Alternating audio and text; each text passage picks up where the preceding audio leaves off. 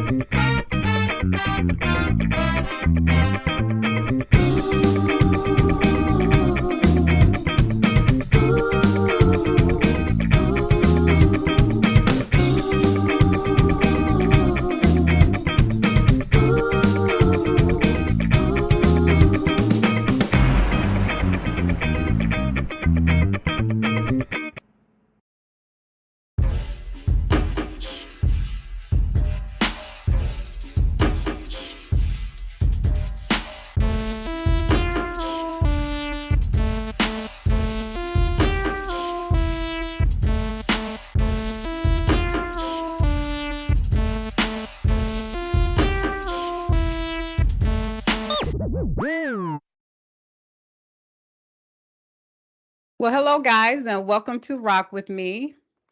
Today, we are talking about a subject that I think we all are familiar with, and that is crazy partners.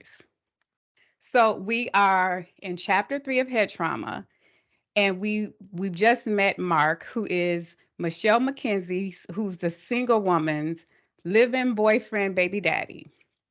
And in this chapter, we encounter him and Shell in a crazy situation. And so he walks in, he has to tiptoe in the house, and she pounces on him with some foolishness.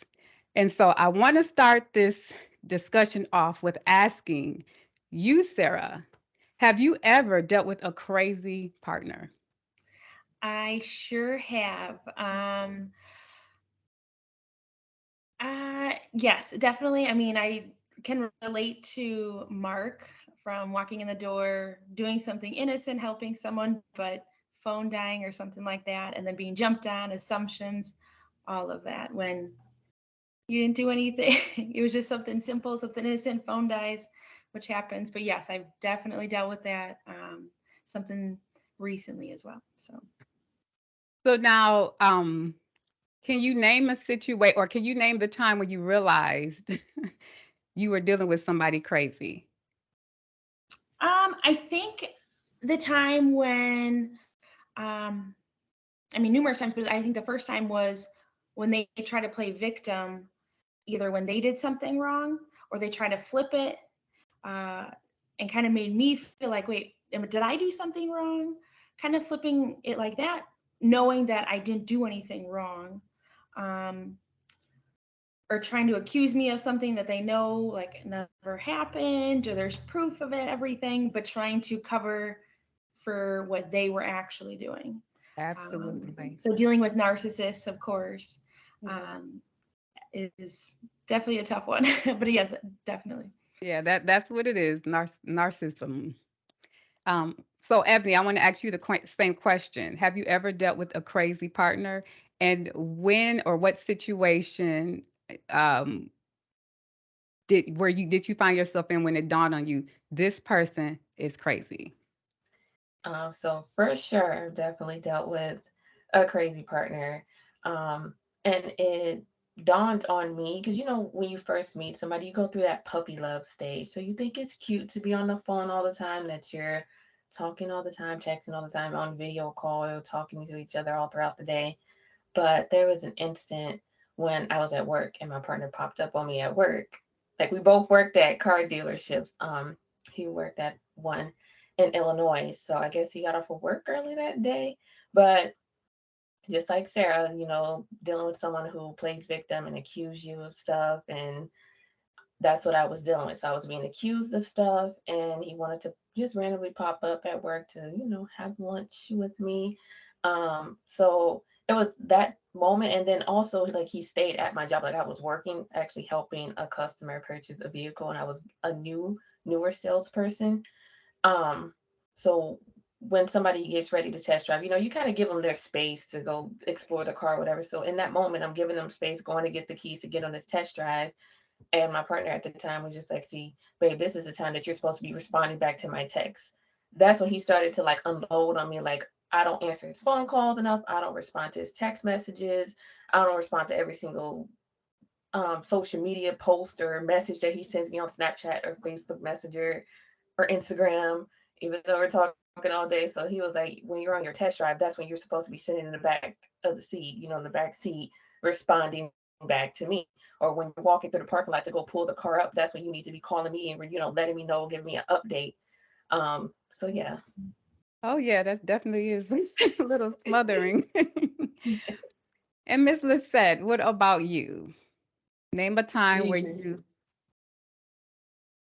realized you I were dealing with a mean, cray-cray. I had a crazy one. Just recently I had a crazy one. Like he's still like trying to reach out to me. Sad part is I dated his friend. So I didn't know it I was his friend until the friend brought it up to me and I was like, oh my God, like that's what did he send you? Like so it was recently, like a year ago, maybe like in October. And he was cool. It was like puppy love. But then when he started wanting to come with me to work and sleep in my car, I Yeah. was like, "What are you doing?" Mm-hmm. He was like, "Give me the keys." I was like, "Nah, buddy, I'm smarter than a fifth grader."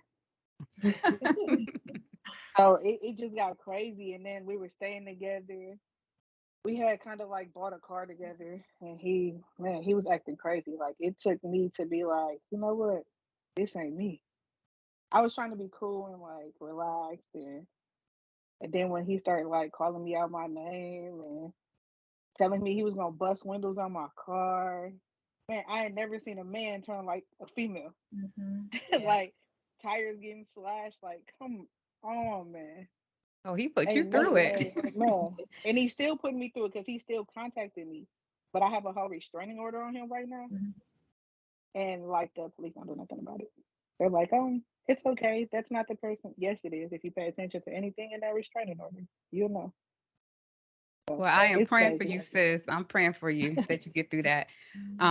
Well, mine's has it's been a long time, but it was my high school sweetheart who was my first child's father. Um, and of course, it's like as soon as I just decided, like, okay, it's over, and got him away from me, I found out I was pregnant. So it always seems to work out that way. But we dated. I think I was a sophomore, and then he was a junior. So we dated for about 2 years total, maybe three. But I realized he was crazy because he cheated on me a lot, and I was always kind of mature for my age. So I didn't flip out the first time I probably did. The second time I was like, you know what? We're young, we're too young to get serious. So let's just be friends and you can date.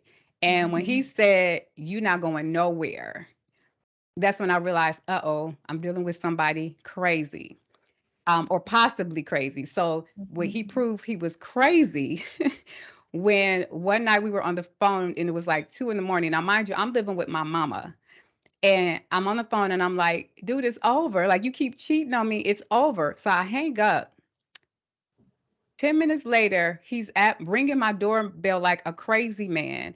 And I jumped up and I'm like, what are you doing? My mama upstairs asleep. He barefoot with his pajamas on, buttoned up wrong. And his brother car, he stole his brother car. He's parked sideways in the street.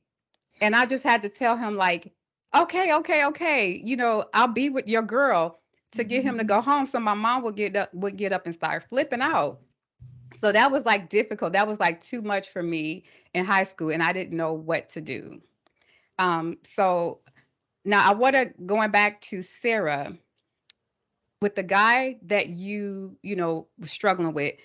What about him made you stay? We were married. Oh, okay. uh, we were married. Yes, we got married pretty quickly. But a narcissist, they show you completely different side, everything.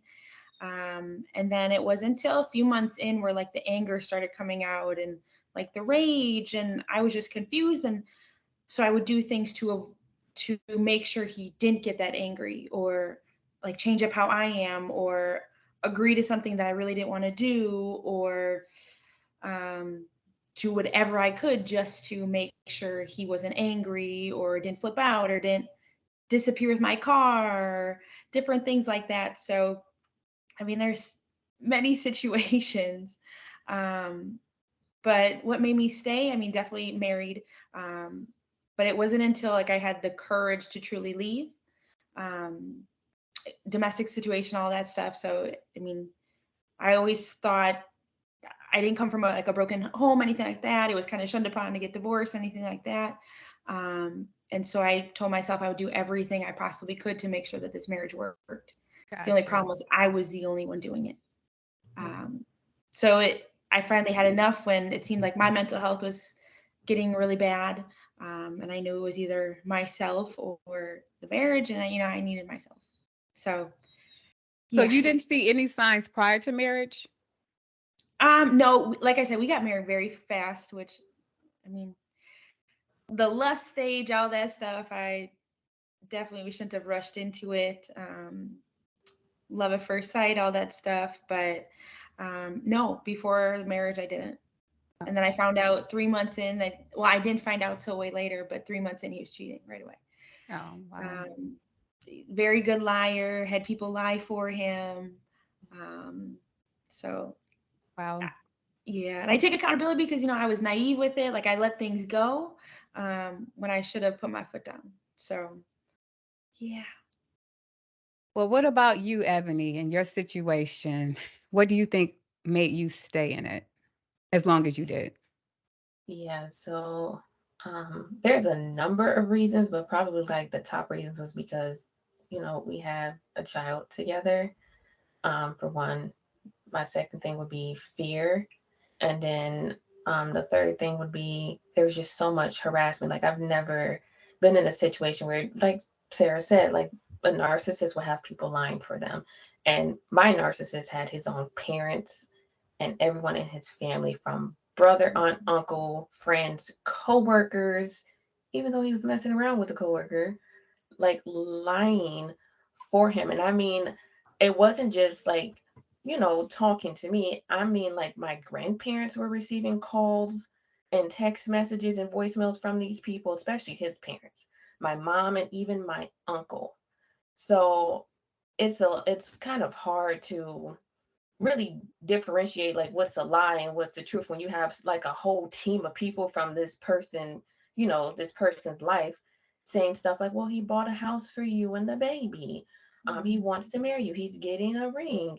And then, like I said, fear. When he was around, when you try to give someone a chance, like Sara said, you're dealing with a narcissist. That's a very demonic spirit. So when he was around, I was scared because he would be either popping up at my house uninvited, unannounced, throughout my pregnancy, when I first had my son, or either when he would be at my house when I would allow him to be here.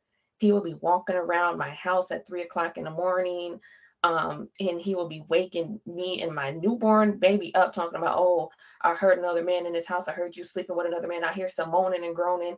I would be in my living room sleeping. My baby has his own nursery, so he would sleep in the nursery with my son because he was crazy. I didn't want to sleep in the bed next to him, but that triggered him. So he would make threats, and then he would do certain things. Like he would call other women in my home to irritate me, for me to say, just for me to talk to him, and then make another threat. Well, you better not bring another man around our son, even though like you were just on the phone with another woman telling her you're about to bring my son around her.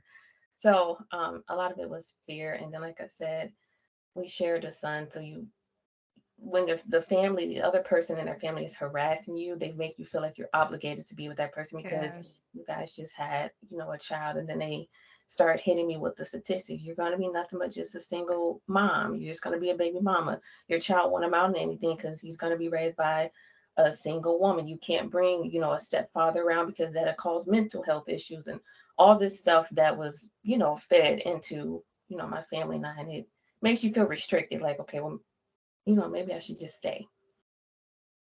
Yeah, unfortunately, I think that happens quite often, especially when you have that baby, Yeah. and you have the desire to want that two family parent. But Yeah.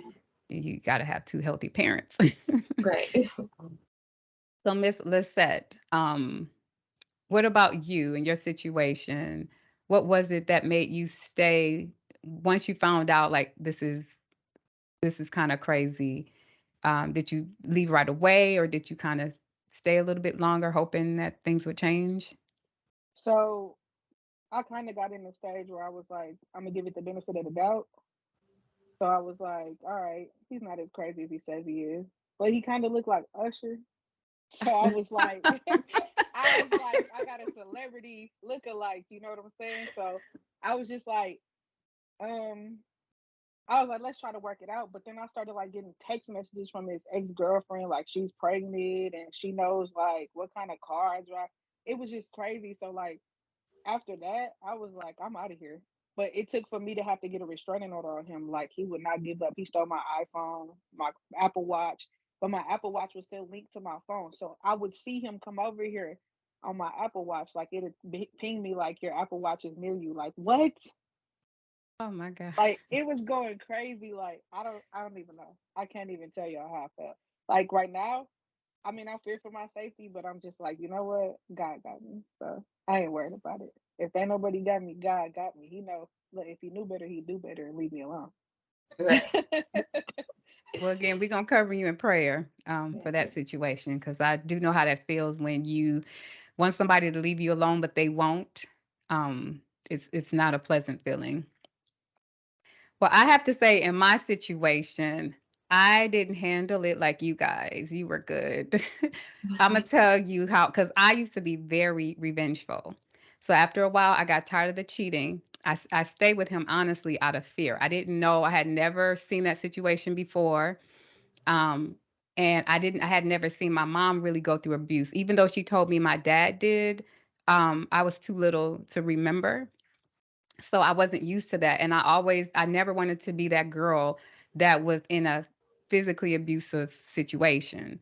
So, up to that point though, he had cheated on me and I was just done. And so I devised the perfect uh, revenge technique.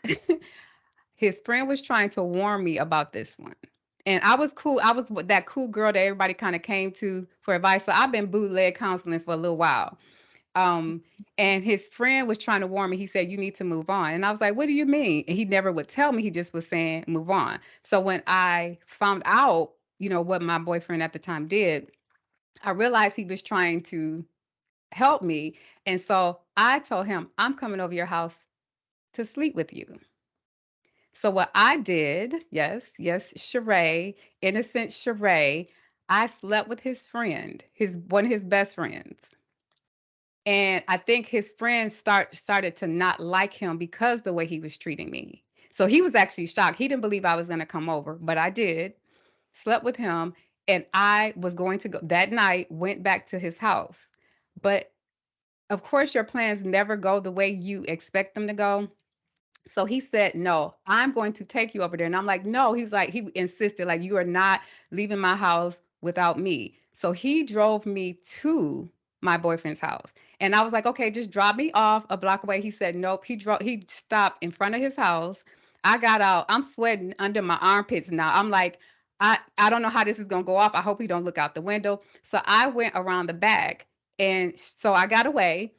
So his friend pulled off. I'm in the house. I finished it up. I told him, "I just slept with your friend." He gets mad for a second. Then he says, "Well, we're even." And I'm like, "No, you're supposed to break up with me." So I was literally, I felt trapped. Like, I don't know how to get away from this crazy man. So, time went on and his friend was still calling me. So I was under that impression like guys like to sleep with girls and just leave them. Not in my situation. His best friend was trying to pursue me. And so I pulled his friend to the side. I'm like, "Dude, you know why I slept with you? It was just to get back at him." But they started fighting. I mean, like they were arguing. They didn't really go into a whole full-fledged fight. They were arguing. And now, although his friend was a sweetheart, he had friends that was about that life. I mean, no, not friends, relatives that were about that life. So then I realized what I had did. Like I started all of this stuff. I don't even remember how like it diffused, but it ended up dying down. But and I ended up having to something else happened where he put his hands on me, and that's when I was like, I don't care. And I actually had to have him arrested. So he was stalking me. So it was hard to get away from him, but I had to put him in jail. And the crazy thing is, his father called me and was like, so are you going to drop the charges? I'm like, no, he hit me. No, I'm not dropping the charges. He hit me. And everybody just thought, especially when I found out I was pregnant, that we're going to get back together. I'm like, no, I never got back with him. But I had to go through all of that to get away from him. And so, anyway, that was probably the worst thing I ever did. But I was tired of getting cheated on. And he cheated with one of like my best friends too. Of course, she wasn't my best friend, of course, but Yeah. so now, Sarah, can you explain how and I just shared how I broke it off with him. How did you break it off with like when was like the final straw and you like, I need to get out of here? I think mine was building up. I had to, of course, I was married and it was a domestic violence situation. I had to, and we lived together, everything. I had to figure out how I was going to go about it. I kind of started thinking about it about 2 months prior to me actually breaking it off, trying to figure out the safest route out. Because when we got together, he moved into like my apartment, I was on lease, everything like that.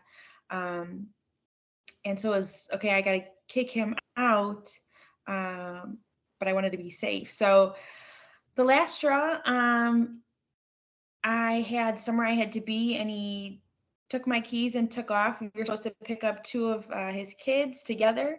And he's like, you don't need to come with me. Like, you don't need to be there. And I knew something was kind of going on with the different mothers. He just started acting really weird. And I only met one. Like, things just didn't add up. Like, I was taking care of their children. And so I wanted to be on the same page, everything. But he kind of always stopped that. And so he went to go pick up 2 of the kids, and it took 3 hours for him to pick up the kids. But before that, we were supposed to like clean the house. Okay, hey, we're going to straighten this up, and then we'll go together. I started doing one thing. He took the keys and took off. And I was livid. At this point, I put a tracker on my car at this point because my car kept disappearing for 36 hours at a time or things like that. So I finally like had it. He got back. He had 2 of the kids. And unfortunately, I had to kick him out when the children were there. They were young, but I was definitely in fear that he was going to put hands on me if I didn't. And so I kind of set up something. I'm like, okay, like he grabbed his clothes, everything. I'm like, okay, fine, whatever. Like I'll take you to your mom's house. And his mom's like, I don't want him. Like, he's not coming here. So I ended up setting something up with his sister, everything like that. And I had to cut that communication because there was many times where we broke up and got back together, had a big fight, but it was just like I needed to be done. I was scared really for my life. And I saw my sister go through that for 8 years, and I never thought I would go through that. So God got me through that for sure. But I just knew I had to. And the kids didn't really know what was going on. Thank goodness. They thought they were just going to like Auntie's house or something like that. But I wanted to make sure he got there safely because he didn't have a vehicle. But he knew at that point I was done. Okay. And what about you, Miss Ebonee? So like I said, mine was tough because there was so much harassment. There's been harassment going on for it'll be 3 years in May, but it's died down a little bit. But I really reached my breaking point once I realized my son's father hired an attorney to come after me, and even the attorney was almost like siding with them because, again, narcissists, they're good at getting people on their side. So even throughout court, it was bashy mom. He just wants to be with mom. He wants to marry her and have a family. and his attorney was trying to, the boundaries that I had said, I prayed, asked God what boundaries to set, consulted, my therapist, consulted my attorney. So I would set boundaries. But his attorney was super aggressive to where she was trying to get those boundaries, basically like to go away. So I set a boundary where he couldn't come back to my house. Well, his attorney was fighting for him to be able to come back to my house and like stay the night and always be around me.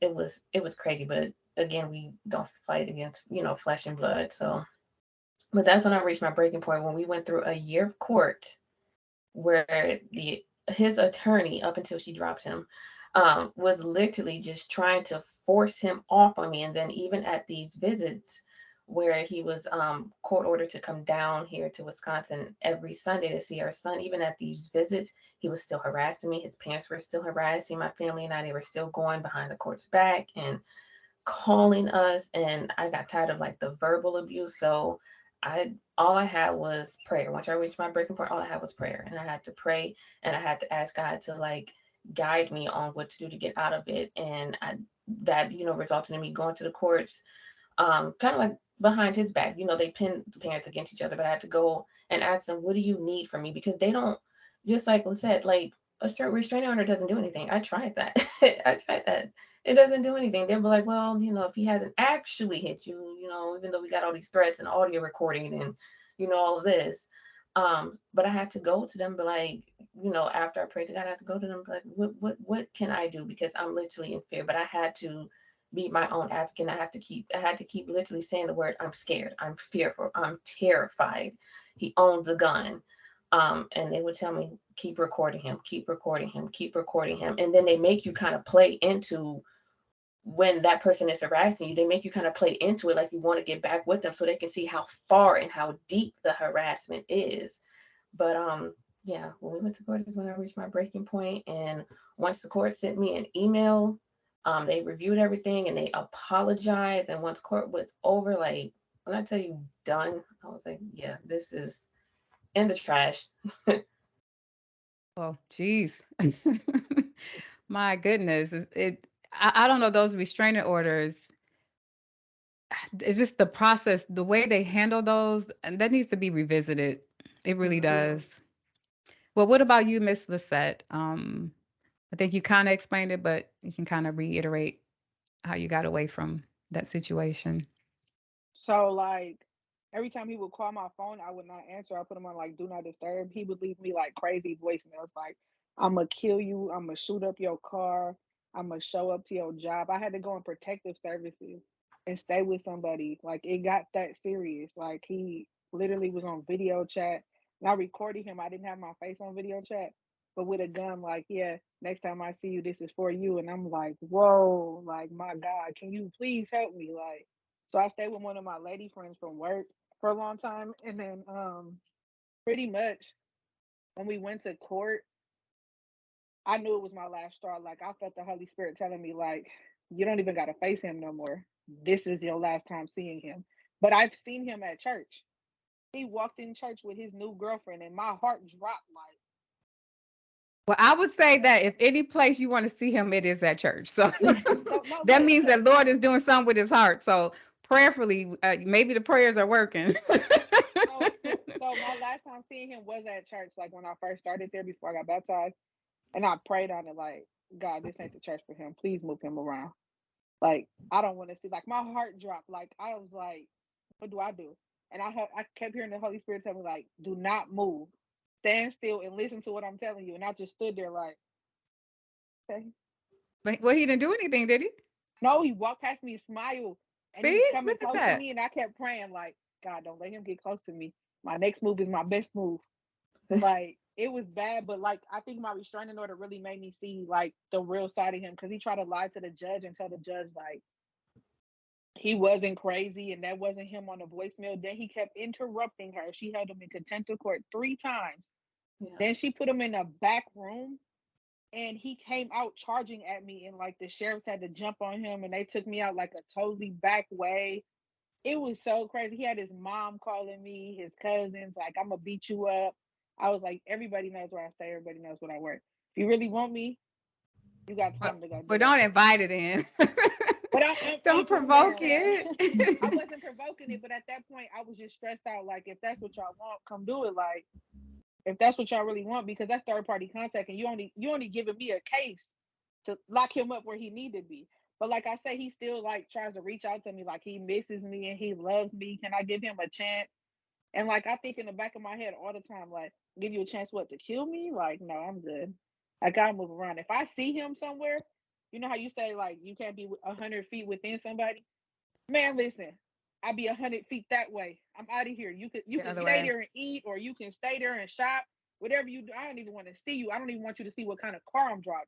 I will paint my car like if I had to. Like that's how crazy it is. But like my mom always told me, like don't move around from like your house or nothing. I didn't let him fear me away from my house, but I do watch my surroundings because ain't no telling what Yeah. Well, who you see I was dating his friend that I knew nothing about. Like that threw me off when he said, "Do you know such and such?" And I'm looking at him like, "Do you know him? Like, let me find out he sent you to me. Like, this is crazy." yeah. Well, just I always make sure I cover. Because I one thing I'm not gonna do is live in fear. I Mhm. just refuse to live in fear. Because that's not a way to live. Um, but I do like going through that. I remember my ex when he realized I was done with him. He came by my mom's house and pretty much told my mom and them like she's not going anywhere. I invested too much in this relationship. Like where was I? Like so he ended up breaking our picture window. And so we called the police on him. And so my mom thought she was like, well, I don't think it's safe for you to be here. So she sent me somewhere that with a relative that he wouldn't have known about. And so my it was I was with my step aunt. So we ended up going out one time on the other side of town. And so it was a couple guys with us. We were bowling. And it was a couple guys with us, and my aunt was talking crazy, talking about if he walk up in here, because I was like, I don't know, I feel like, a little scared that he might be following me. And she was like, girl, if he walk up in here, I'm gonna hit him with this bowling ball. I'm gonna do all of this stuff. She talking big. So like baby, 20 minutes with us being there, he walks in. And she didn't say nothing. After that, I was like, "Oh, what was all that stuff you were gonna do?" She was like, "I didn't know he was gonna do that." So he actually walked in. He sat next to me, and it was two guys there, but they weren't for me. That was like her company. And so he started talking crazy to the dudes. And then he sat next to me. He was like, "You ain't leaving me. If you leave me, I'll kill you. I'll kill me." So I'm thinking, well, if he gonna kill him, what is my life? So I was scared, but I was like, nope. I'm gonna face this because I'm not falling into that. I'm gonna be back with you. It's over. So then security or like the people in the bowling alley saw like this whole issue that we were having, and so they called the police, and I went to the payphone to call my mom. That's when we used to have payphones and not cell phones. But I'm on the phone with my mom, and he's still threatening me in the background. And then he hung up on my mom, and that's when I actually got bold. I was like, "You hung up on my mom," and I started like talking back crazy to him. It actually worked. Like he was like, "Okay, I'm sorry." The craziest thing. But he ended up leaving eventually. But I knew he had a gun because he tapped. I knew he had a gun because I saw the gun before, and he tapped in, his upper like chest area, and it had a bulge in it, so I knew he had it. And then he ended up walking away because he saw people. We was building a crowd. He left, and when the police came, they were asking questions, and come to find out that some girl was escorting him around to follow me. And I'm like, what girl would be driving him around to come and follow me? So it's crazy how girls participate in crazy stuff like that. But anyway, um I came to realize, like after thinking about him in general and some of the things that triggered him, that a lot of times these guys are holding on to us because they think we can fill some kind of void. Like I knew with him, I was the one that cared about him without him requiring things from him. I helped. If it wasn't for me, he wouldn't have graduated from high school. And so it's like he had this insecurity of needing to be needed, but he wanted to keep me too. And so I didn't let my daughters and them date because I realized that when you're dating in high school, that's what I meant, like dating high school, that it was too much. It wasn't just getting pregnant. It was handling somebody's heart. That's too much for a young person and all the trauma that they face with their parents. I actually seen his mom talk crazy to him and watch how he reacted, or how he reacted to it. Like you can tell it bothered him. So a lot of times that is not triggered by us. It's triggered by the fact that they feel insecure about losing us, but because they know what they're doing is, they know they're crazy, but they try Right. to keep us to stay. They do all of this stuff out of fear themselves. And so I don't know. We just have to be mindful. I am a big advocate. I'm not fixing nobody. I'm not signing up to do it because I don't want you thinking that I'm your everything and you then I try to leave and then it's like you don't want me to leave. I want to be able to leave if I want to leave. So now I want to flip it around because I'm big on we can't change people, but we can change ourselves. And if we start there, then the world will be a little bit better place. So I want to ask you, Sarah, have you ever been the crazy partner? I don't think so. I think I would rather leave than be that person. Now, have I scolded or yelled at and got into an argument with a significant other? Absolutely. Um, break things, all that. No, I don't. I never did that. I would just rather leave. Um, so I don't think so. I mean, I think the biggest thing I did was just like yell at them. Oh, you're so sweet, Sarah. Some of the words I said, I probably know. But no, I would rather leave. I think is my biggest thing. So yeah, Okay, well, what about you? no key in cars or anything like that. It was like, no, I'm just gonna go.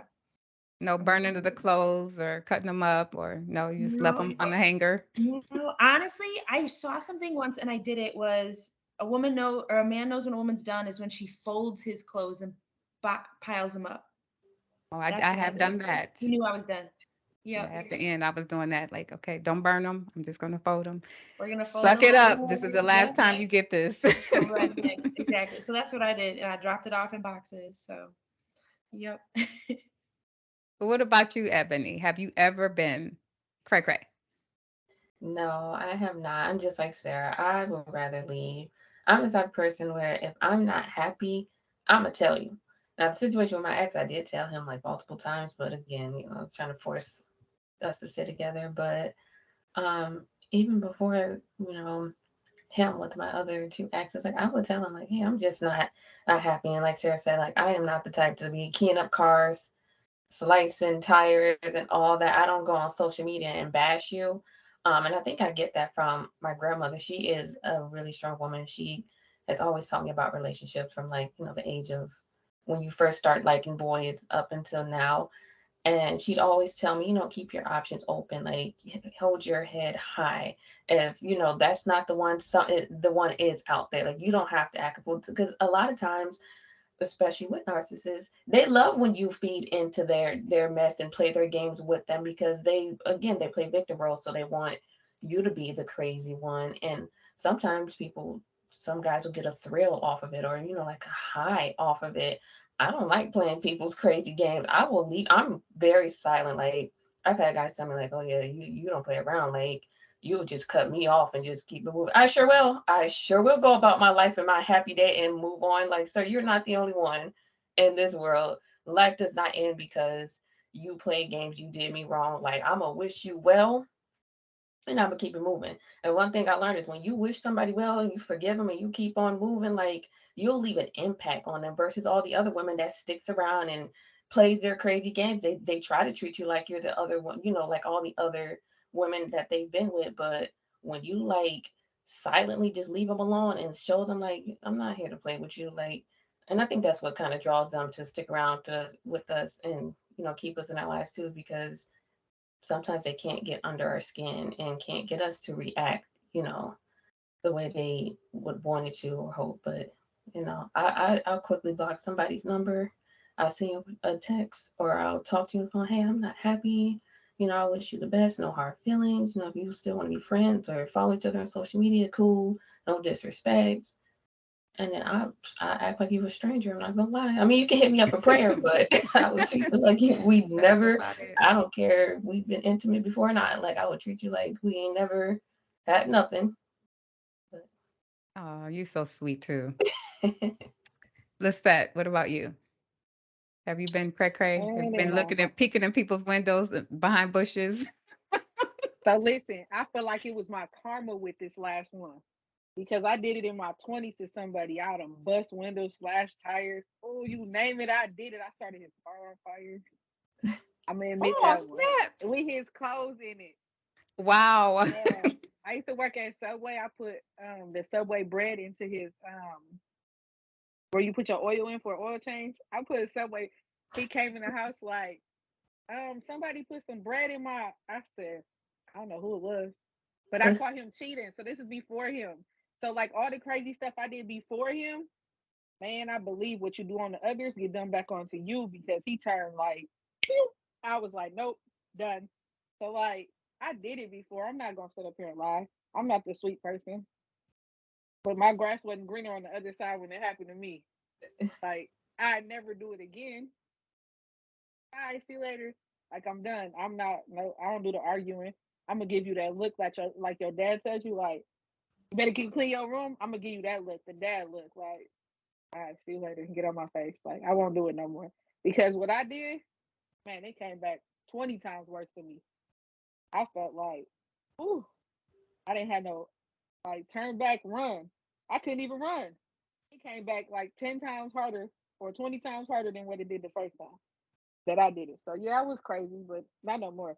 I'm older. I realized that arguing and fighting and trying to get even with somebody, I'm not. I don't want none of your clothes. You can have them. I hope you remember me when you wear them, because I gave them back to you, just like you came with them. Like I'm not that. I'm not that evil no more. But in my 20s, I was. But yeah, I did some crazy, man. You would have thought I was a boy and not a girl. Like I was bad. Now I have to when I like I said when I was younger I was very mature, very calm. So I was like that. Like I would walk away like, okay, this isn't working. I was a thinker. But when I got married, I tried to leave, I think after the second year, but then we had counseling. So I'm like, okay, I'm going to try to make it work.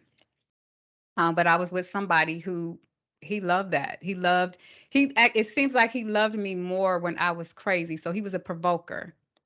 So he would provoke me, and then I would be the one that everybody see flips out. And then when he told the story, he only tells the part that I did. And I would when I found out like some of the stories, like there was one time, he ended up having surgery on a day surgery on his nose, throat, and ears or something like that. So I nursed him back to health. I took really good care of him. He even said it. So then as soon as gets well, he decides to use his energy to taunt me because it was something we were having a issue about, and I was trying to diffuse it because my sister was there. Like, okay, we'll talk about it later. No, no, no. So when my sister ended up walking out, so we're arguing, and I'm like, you know what? Let me go calm down. So he follows me all the way down to the laundry room, and Ray, she tapped in. She was like, I got this. So I turned around because he bagged me in the corner, and I turned around and I went off. I ended up breaking his nose. But when he told the story, he just said, Sheree broke my nose. But he left out the fact that he followed me all the way from the upstairs, down the stairs, taunting me, talking about call the ambulance, and he bagged me in a corner. So he kind of provoked me into anger, into craziness. And I would tear up TVs. I was going. I mean, at the beginning, I was going crazy. Like we'd be driving. Oh my God, we were so crazy. He'd be driving and he'll say some crazy stuff, and I would just punch him in the ear. Like while and the kids in the back seat, mind you. Maybe I shouldn't say that, but it was we were crazy. And then one day I just said, this is dysfunctional. I didn't even grow up like this. So that's when I was like, I don't want this kind of life for my kids. And so when I really got saved, it seemed like when I got calmer, he hated me more. He hated me when I settled things with peace. And towards the end of that 12 years, he was worse and I was better. And I know, like, one of the things that kept me there too is that I knew God hated divorce. But what he showed me a bunch of things. He showed me that, for one, marriage comes when when it comes to God, it's the spirits that are married together. If we were truly married, we wouldn't have divorced. Does that make sense? We were never one. We never came together as one.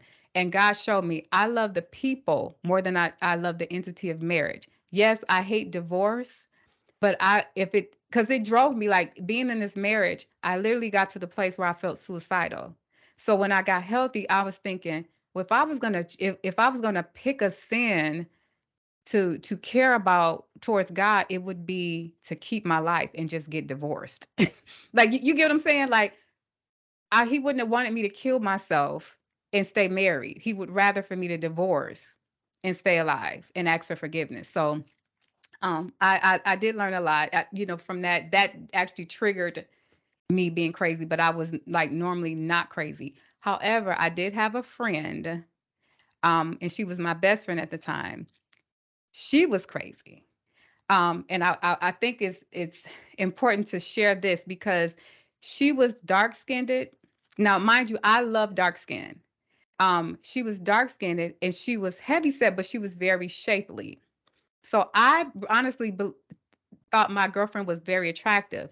But she, because of society, she thought, well, because I'm dark skinned and because I'm heavy, I'm not attractive. And I'm like, you're very attractive. So she would get guys, but she would sabotage the relationships out of fear. So, like, because my ex really wasn't, like, he took care of us financially, but he really wasn't there. Like, so if I had to hang out, I had to hang out with her.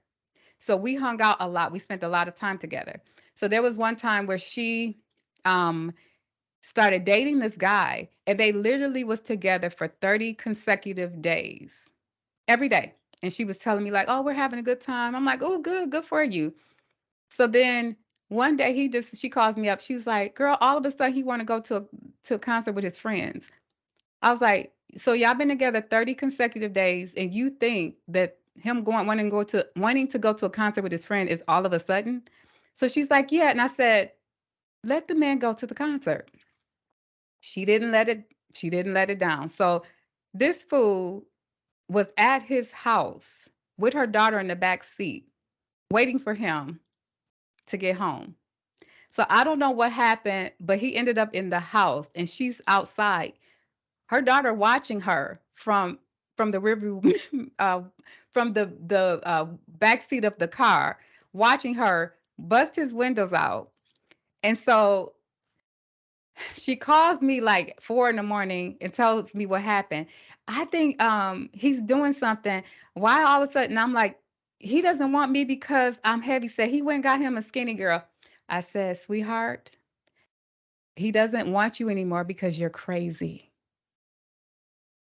So that's why I'm saying that, because if we become crazy, because we will freak out based on the way we view ourselves. Everybody don't want skinny. Everybody don't want fair skin. And just, she conjured up crazy. She conjured up a situation that was not there. And she lost a potentially healthy relationship. So, so now I want to ask, starting with Sara, with the things that you've been through, with crazy partners or just dissatisfied relationships, how has it affected how you date now? That's a really good question. I think I haven't really been dating. I mean, I've talked to individuals, started getting to know them. I think the trust is huge. I've been working on trusting people, but then individuals end up showing their true colors. So trust has been hard, and I think opening up. I'm pretty like an open book, but I think with getting to know people, I let them know little at a time instead of like having deep conversations right off the bat. And I kind of slow getting to know them. Like I prolong it a little bit longer. Definitely go to counseling, things like that, just because I want to work through my own trauma. Because there are things that, let's say, an individual says that's a trigger, and it's not their fault. It's because of my trauma. And I don't want to hold them to that or anything like that. Sorry if you hear my dog. But trying to better myself, I think, is the biggest thing. But forgiving myself, I think, has been huge, and kind of giving myself grace has kind of been a big thing. But we're still in the process. It's kind of fresh still. So we're kind of figuring out. Still been healing. So it's been a process. Okay. Well, how about you, Ebony? How has the trauma your past trauma affected you and how you date today? It definitely opened up my eyes to the importance of, like Sarah said, making sure you're moved past your trauma and you healed before you get back out there in the dating world. If you guys remember, there was a sermon that Pastor did maybe like a month or two ago where he said, like, he basically was explaining, like, when you still have trauma, patience will attract patience. Not patience that we need to have, to deal with someone, but patience like in a hospital. And that's something that I started understanding throughout my pregnancy, because not only did I knew from an early stage that I did not want to be my son's father, but I also knew, like, I didn't want to give birth to my son holding, like, harboring any unforgiveness or any trauma or anything. I didn't want to bring my son into that world. And then I also knew, like, to trust God, that God will, bring the right man into my son and I's life. And I also knew, like, I would need to put the work in with myself. You have to also be a recipient. Like, when you go and you ask God and you pray and stuff, you have to be a recipient and have to put in the work and stuff when He asks you to put the work in. So I did a lot. I did a lot of therapy, a lot of consistent therapy, a lot of journaling, just different things that would kind of help my mental health, where I wouldn't, have to keep reminiscing or keep revisiting the things that hurt me, so I can really move forward. Um, and I don't badmouth my ex. Like, if something comes up, like what I've been through, I'll say something like, as far as like, oh, that so and so low down. No, don't badmouth my ex. Don't badmouth my ex to my son. And that's another thing that helps too, because if you're not bad mouthing them, you can heal, you can forgive, and you can start to move forward. Um, Another thing too, I pray for him. I pray for him. So I'm not harboring any, anything that's not of God in my feelings or anything towards him. So I pray, and like I said, I just trust God with my dating. But I was open. Um, After I had my son, I did not want to talk to anybody while I was pregnant. I thought that was weird. I was like, you can be a friend, but after I had my son, I was, started to talk to guys and stuff. But I will be straight up with them, like, hey, I've been through something, and I didn't tell them like everything, because you can't trust everybody with, with that. Sometimes somebody will come in your life and try to repeat that trauma. You got to be careful of them spirits too. But I was always honest. I like to be honest, because I feel like telling lies, you got to keep up with them, and it's just too much work, and it's too much, trying to hide stuff. So I would always be honest, like, hey, I'm not trying to jump into anything right away. I'm trying to heal and stuff. But if you want to hang out just as friends, and if God brings us, to something else. So I always started there, and I put God first, like in every area of my life, especially like dating and motherhood and stuff. Yeah, it's pretty good. Good advice. And Miss Lisette, what about you? How has that old trauma, affected how you date or how you see guys today? So, like I just said, I was dating one of his friends that I knew. Man, I be careful now. Like when somebody try to say hi to me, I like double look them. Like I be wanting to ask them, like, "Do you know such and such?" Like if I see a friend that's mutual friends, oh, that's a done deal. I'm like still cool with one of his people, but like that was my friend before we got together. So like we have no hard feelings, and he don't have no hard feelings about it. And like he told him like, "Don't, that's the one that you don't mess with. That's me."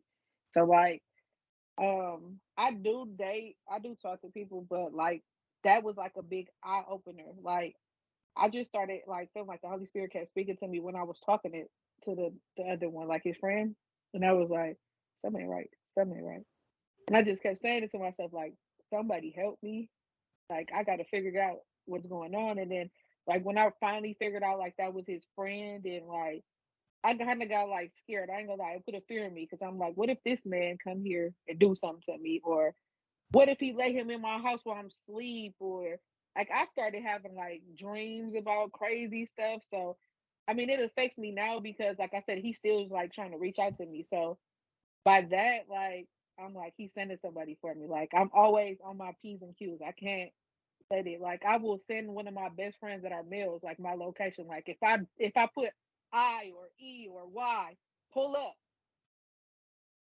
play that. Like if I go on a date with somebody, one of my friends is there eating too, but they at a different table. Like I don't play. If it's a female or a male, I'll tell my dad like, Dad, follow me. I do not play. Like So, I so don't you play. I sound just don't. sound like you're dating paranoid. I just don't like. I go on dates, but like I don't really like make it a fake. I tell them straight out, like I'm blunt with everybody. Like I done been through some stuff, so if you crazy, go on. I would not date, and I know everybody says zodiac signs and this, and that, but I would not date an Aries because that's what he was, and I'd be danged if I could date my own sign. I'm an Aries. I'm an April Aries. He's an April Aries, but he the beginning of April, so he kind of March to me. We don't act like that, so I don't know. Man, he should have been something else than an Aries. Like I can't do it. Like I'm telling you, like. But I don't know. I just be on my P's and Q's. Like I'm still kind of traumatized by it though. Like it still play back in my head. Like it happened outside my house where he like threatened me and with guns and stuff. So when I walk out my house, I be on my P's and Q's. I be looking like who out here? Like don't run up. He might not make it out. Like I be on my P's and Q's everywhere I go now. And then he keep popping up, like I said. So like recently I just got a notification about my Apple Watch. Like I thought I took it off my phone, but it pinged over here, and I like looked out the window like, not today, not today. You going to jail? Like, but they don't do nothing with the restraining order. So I don't know. They like, oh well, we have to be there, and he has to be there. Like he's not gonna be there. Like do something about it. Like come on, he's supposed to protect her. So I don't know. They need to change it up. The system need to do something different. But it affect me. Like I'd be scared to date people, especially his friends. That's coming Well, for yeah, him. well, I was gonna say I would rather for you not to date his friends, even though I got some history there. I didn't I date his bet. friend though. I Yeah, didn't know that was his friend though. Like you don't know yeah, if you people are said that. really cool Hmm. until he come on and like such and such. Like hold on, wait a minute, this conversation going sideways. Thank you, Holy Spirit. Like let's go. Like Yeah. that's how I be really feeling about it. Like it's weird to me. But out of 15 years, I have not officially dated anyone. I talk to people because I always tell guys I don't date for sport. Because I will I would cling on to people. If I just date, somebody told me like just go with the flow. I said no. That's why you haven't heard my name around the church because I don't just go with flows. I don't date for sport. I know me. I know what I've done the due diligence. I do believe like when you break up with someone, you need time to yourself to do what I call an instant replay. You need to sit and say, how did I get into this? Because I think the first thing you need to admit is that they didn't do all that by themselves. People only do to you what you allow them to. So even with my ex, I had to reflect and say, I saw some things, I ignored some things I didn't think was a big deal. Some people warned me, like my grandmother told me, he's too immature for you. Now she discerned that in 5 minutes. It took me 5 years. So you had to honestly um, take ownership of your part in the foolishness because they didn't do it all by themselves. So I always believe that when we have these traumatic relationships that we shouldn't jump from one relationship to the next because all you're doing is bringing that into this. You didn't deal with that trauma because you started out with trauma and then you picked up some more. So now you need to deal with all of that. And so I'm healthy. And I think some people think, oh, she's still hurting. No, I'm healthy. And I realize there's a lot of unhealthy people. So I know the type of, well, for one, I pray because there was a guy that he was kind of borderline and I wasn't sure. But what I noticed about him was that 1 minute, 1 week, he'd be coming full force to me, taking me to his mama house, next week he was pulling back. So I let him know, like, we don't have to be in this relationship. I'm not desperate. And he said he believed that I was his wife. So I actually went on a fast. And my plan was to do a 3-day fast, but the first day, actually, the first hour when I woke up, I was in devotion, and God took me to the book of James. A double-minded man is unstable in all his ways. So in my prayer time, God showed me He likes you, but He's not quite sure if He wants to love me the way you do. So that's what I was picking up, and I was like, no, because I'm not giving up God for nobody. If it wasn't for God, I wouldn't even be here talking to anybody. So I'm not giving up God for a man that I know is going to eventually disappoint me anyway. And then I think the second thing is to get the right perspective of a man. I think we have too much, men too, with women, we have too much expectation of, if I get the right man, if I get the right woman, they're going to satisfy me. So it's hard for us to say, not you. Um, and I've surprised men where I would say, I don't think we're a good fit. Um, and I'm good at explaining why. Like this one guy in Minnesota, my coworker tried to set me up with him, and we talked for about 2 weeks. That was probably the longest. No, maybe no, that wasn't the longest. But we talked on the phone for about 2 weeks, and then we ended up having coffee one day. And so from my conversation, I'm not just haphazardly talking. I'm actually picking up information, because I like to do that, kind of like keep us in that friend zone, because when you get men to relax around you, oh, you find out stuff that if you didn't do it, that it would took years to get. Like I literally, when I was rehabbing my house, this guy was over here. He was working with a guy I hired, and so he was like, "Oh, trying to holler at me." So me, because I'm a bootleg therapist, we're talking, and he's like, "Yeah. So what do you think? I'm dating this chick, right?" And then all of a sudden, his expression changed because he just told me he got another chick. But if had I been like, he wouldn't have told me that. He probably would have broke up with her and be like, "Hey, she got some extra rooms in her house. I could probably move it." You know what I mean? Because that's how a lot of the Milwaukee guys are. I hate to say, um, but you can find out a lot about a guy if you're not so desperate to be in a relationship. Just chill out and just be like, "Oh, we don't need to." You set the pace. You set the pace. We don't have to go fast. I honestly feel like when guys and when people are rushing to marry you, it's something they're trying to hide. They're trying to help. There's something about them they don't want you to find out about. So you need to slow them down and know that God will he'll let you know when. We don't have to rush stuff with guys. They're not our savior. And once we understand that, we will get healthy relationships. We'll see the warning signs and take heed. So and then two, I don't like guys. I don't let guys invest in me until I know I like them. So, like dinner, when guys take you out to dinner, that's an investment. And there's this scripture, Matthew 6:21. It says, "Where your treasure is, so will your heart be." So when you or someone gives up what they value, it makes it hard for them to walk away. So this is why it's hard for us when we're in a one-sided relationship with a guy. And so we're giving and giving and giving, and they could just walk away from us because they didn't give back to us. We poured all our valuable stuff in them, and we're looking for a return. So people are wondering, why are you with them? And sometimes you might wonder, why am I with them? But it's hard for you to walk away because you done gave them your time, your money, your heart. I mean, you've given them valuable stuff and you're looking for a return. So we have to be careful, and we have to also, because I used to do this too, where a guy's trying to do stuff for me, or buy me stuff, and I'm like, "Oh, that's okay. I don't need it. I don't need it." No. It's important for you to learn how to receive too, because you're training them to pour into you. You're training them to invest in you, and that will make it hard for them to walk away. So in a healthy relationship, when guys say, "I don't believe in how long am I supposed to be paying for dates?" Run away. They're stingy.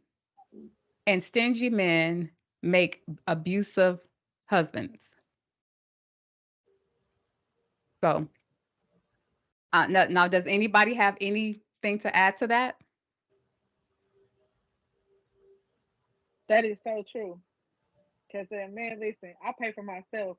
my parents taught me how to be independent. You said you want to buy my who? Nope. You ain't gonna hold that against me no more. Like, nope. I feel like men hold stuff like that against us. Like, I just bought you them Jordans, but what you gonna buy? Like, no, you didn't buy me no Jordans. I bought them myself. Like, I don't know. I feel how you feel. Like, man, they hold a lot of stuff against us, and they take it for granted. So if they buy us a diamond ring, we gotta buy them a Benz. No, that diamond ring better go back to the store. You better buy your own Benz. Like, I don't play that. Did you say Benz? Yeah, Benz. Benz? Oh, okay. Oh, well, I got. Yeah. Well, one day I'm gonna be like that. I can go buy because first I'm gonna buy me a Benz. That's how it's gonna go. Like, but you get I what ain't I buying mean nobody though. no Benz. I ain't buying my kids no Benz. You on your own with that, They tell bro. you they want you. They give you the littlest stuff and want you to get them the biggest thing. Like, no, that ain't me. I have to say that is here in Milwaukee. If you get out a little, Okay. you'll see that the caliber of guys are a little different. When I was in Texas, I was very surprised. Now they still had issues, but they were the at least guys. It's like, okay, well, if I did have to do that with this at least, he got a house, a decent house, or at least he got some benefits. Here in Milwaukee, um, Don't got I none mean, of I that. feel like we on the uprise. We got to get some modeled men, but our men need help. They They really just do need to need go to help. church. That's They the they, first they step. need, Church. well, not just church, because there was a lot of them in church, but it has to be some good teaching in church. Because I've Mm. met guys in church where it's like, get your shoes and let me take you back to your mama's house. It's that bad. So we got some work to do, and I'm glad God allowed me to go to a different state to see what they value, because in Texas they value family. So there are men who still pride themselves in taking care of their families. And so it is really, I learned too that cities really do have different spirits over them. Yeah, we do. Yeah. So, okay. I So, wanted to add something. So, one thing that the Holy Spirit has revealed to me that like helps me with dating. There's a lot of mama's boys out there, and of course, when we first heard, they were like, "Oh, that means he probably takes really good care of women, and he's probably genuine." And well, that's what I thought. I've only dated like, a handful of people, so that's what I like naturally thought. Like, oh, okay, he's probably like, you know, gentle with women, but Sheree, you said this earlier in the podcast with your ex that was like threatening you and stuff. You watched his mom like say certain things to him and would watch his reaction. I've experienced that too with my son's father, where both his parents will basically speak death into him.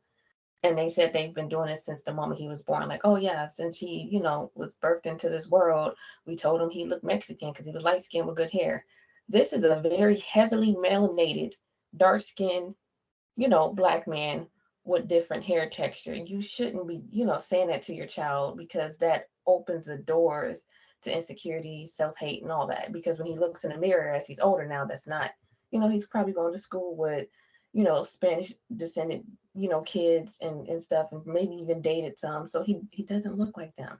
So that's one thing to look out for too. And then as far as like receiving, and we definitely have to get better at receiving, but you can also pay attention to how they treat their mom or the women in their lives. There's a lot of women nowadays, and I understand there's this fear, with the police brutality just is insane. So I understand when we have sons, we naturally want to protect them, but sometimes women are protecting their sons because their fathers left them, and they're trying to have their sons fill that void that their fathers, left open. And so they treat their sons as their spouse, and they feed and sow into them as a girlfriend and as a wife versus as a mother, and trying to raise them up to, be a strong, healthy man, and to, give to women, as they also receive. So pay attention to that as well. Because my ex, like, he's surrounded by his mom and multiple aunties. There's no, strong men in his life. So he's surrounded by them, and they give him anything he wants. Anytime he opens his mouth, just hand it to him. Um, and I didn't see that at first because, again, I was young and I thought, oh, well, he's a mama's boy. He's probably, probably gentle with women. He's probably probably raised him. I guess I put too much trust and faith into the women that raised him, to have raised him, to be a man when they actually raised him to what it comes off as. They raised him to basically just live off of women and only need a woman in his life to cook and clean, basically take care of him. He was not raised to give back. Matter of fact, if you talk to like his mom or aunts or anything, that's not his responsibility. He doesn't have to do all that. What are you doing for him? You need to compromise, you this. So that's something you can pick up on too, like if you're in the dating stages or talking to someone, pay attention. And I also picked up on like he never reciprocated anything back into his mom or back into his aunts. Like Mother's Day, his parents' wedding anniversary, no card, nothing. There might be a phone call, but that was another red flag too. Yeah, that's definitely a red flag. Yeah. Yeah, because I think you can tell a lot about a person when on how they treat somebody they don't benefit from. So like animals and children, because they don't give back to you. And so and then even like a mama, so now I don't have to give back, but she gave to me, and it should be an honor to give and take care of your mom. Yeah. So that is definitely a red flag, because when you get old to him, that's how he's going to treat you if he's not honoring his mom. But I I had a want. question. Mhm. Go ahead. So, Miss Ebony, so mine was the total opposite. He loved his mama. He loved his kids. He have all sisters. So, turned on me for what? Like, I can't really go off of that when it comes down to that. Like, it got to be a different look, because he was a total opposite with his mom. Like, he loved his mom. She's a sweetheart. I still kind of like talk to her from time to time if she reach out to me, but I be cautious because that's third party contact. So, like, he was a total opposite though. Like, he was sweet to them. He was loving and caring for his sisters. Like, he was raised by his mom and all his sisters, because he like the baby kind of sort of. And his kids, he loved his kids, but don't turn on me.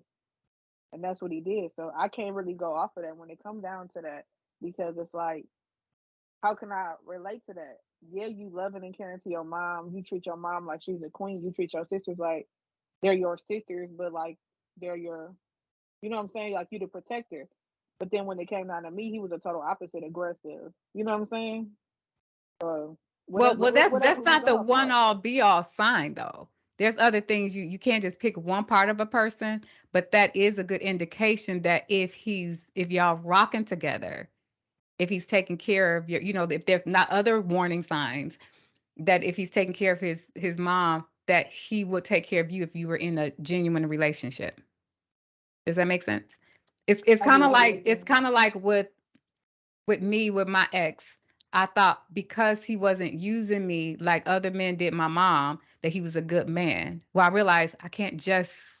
There's more requirements than just, oh, because he's paying half the bills. You get what I'm trying to say? So it's you Mhm. that's a sign of one part that you may, if he's in a relationship with you, healthy relationship, he'll honor you.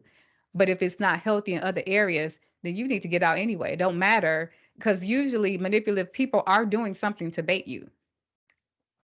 It's not all bad, but what's bad should not be killing you or damaging your esteem. So I would Exactly. conclude this by saying, one of the ways to to prevent from ending up with a crazy partner is to make sure you're healthy. Pastor Ken said this. He said it's not hard to be cleaner than dirt, but when you are clean, you can definitely tell when there's dirt around. So we don't choose right if we're not right. So we have to deal with our traumas. Otherwise, we will end up in these situations. Hey, Rock family. You know, sometimes certain topics can trigger old emotions. So if at any point during this head trauma discussion season you feel you need to talk to someone, please do. And for some reason, if you do not have access to a trusted source, Feel free to check out some of our recommendations by visiting www.rockwithmenow.com. Once at the homepage, select the Rock Challenges tab, and then filter through the list available to see what may possibly suit you.